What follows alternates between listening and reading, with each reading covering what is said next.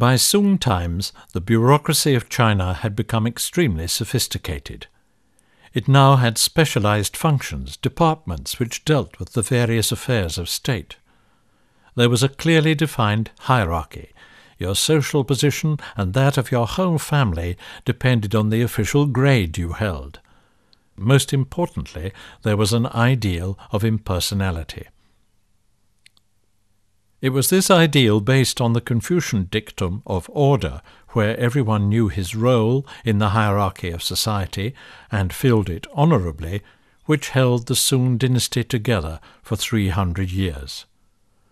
Such order for so long a period is almost unheard of in the history of the rest of the world.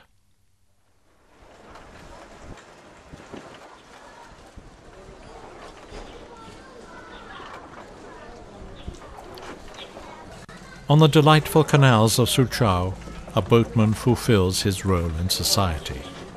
He does well what he knows well. His path is clearly marked out. He cannot deviate from it.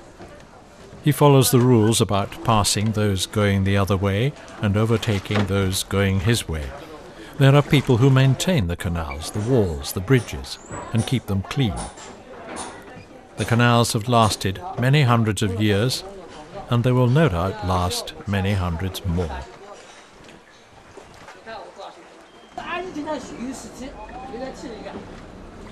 The boat builders know how to work with wood. They too do a good job of which they are proud. Life on the canals is an ordered world, safe and predictable.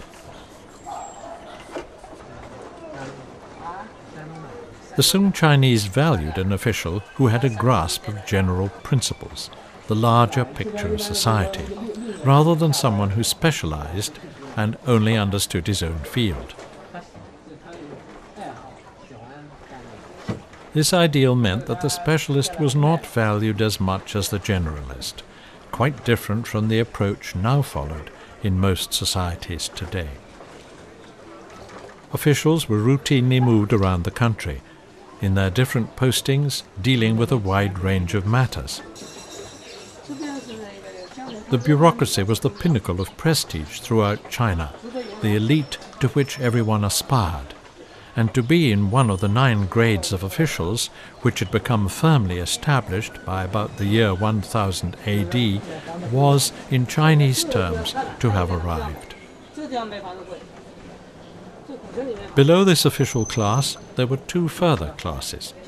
The clerical class, made up mostly of the hundreds of thousands of men who had studied for but not passed the official examinations, and the military.